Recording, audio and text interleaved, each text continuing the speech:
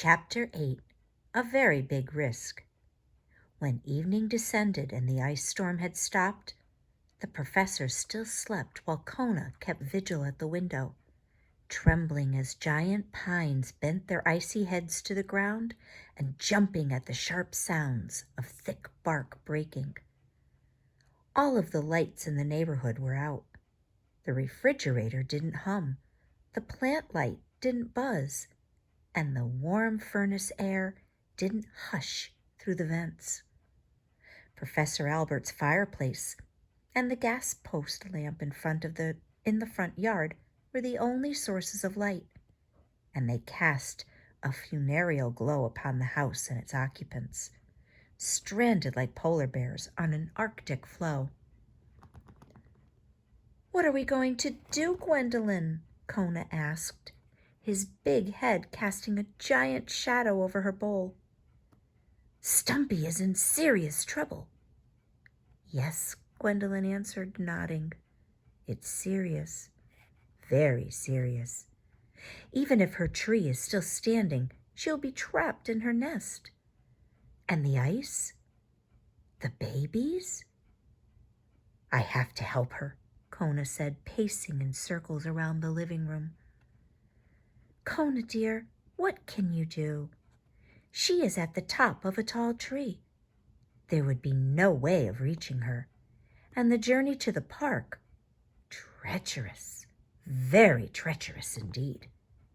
The ice is difficult, nearly impossible to cross, as poor Professor Albert demonstrated earlier. Trees are coming down, heavy branches dropping from great heights. Kona, you would be taking a very big risk. And perhaps for naught. She's over 100 feet in the air." "What if she isn't, Gwendolyn?"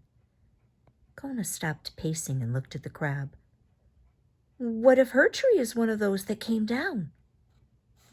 Gwendolyn shook her head sadly. "If it was, then I very much doubt, dear, that Stumpy... Such a fall." The old crab looked at the dog and spoke gently. "Her chance of surviving seems very unlikely." Kona took a deep breath, and with his eyes wide and sincere, answered, "Whether she is alive or not, Gwendolyn, I have to take care of her." The crab sighed. "Well, my dear, I expect you do. I expect you do. But I'm not sure how you will accomplish it." 5 minutes later, Gwendolyn was working the lock on Professor Albert's front door. Kona held her steadily in his mouth, and with a deft claw, she turned the mechanism gently, then click! It was done. Kona put her back in her bowl. "Thank you for not sneezing, dear," she said. "I'm still not sure if I can get the door open," said Kona. "Just pretend the knob is a bone," Gwendolyn answered. "I have every confidence you will do it." And the dog did. After only a minute or so of vigorous gnawing and biting, the door popped open. Kona looked back at his good friend, staring anxiously through the glass, at Professor Albert snoring peacefully on the sofa, at his own warm bed in the corner, and at the inviting flames of the fireplace. "I'll be back soon, Gwendolyn," he said. "Of course you will," said the crab. "Take good care, dear." She did not want Kona to know how worried she was. When Kona went out the front door, he didn't close it all the way behind him. He needed to be able to get back into the house before Professor Albert woke again. Kona breathed deeply, took one strong, confident step, and with a magnificent slide shot right off Professor Albert's porch into the top of a juniper bush. Sprawled there, he groaned and looked out at the several blocks he would have to cross to reach Gooseberry Park. He looked back at Gwendolyn in the window, her antennae swirling around and around. Just then, a heavy branch from a tree across the street crashed into his neighbor's front yard, taking several broken shingles with it. Kona sighed, then carefully maneuvered back onto his feet.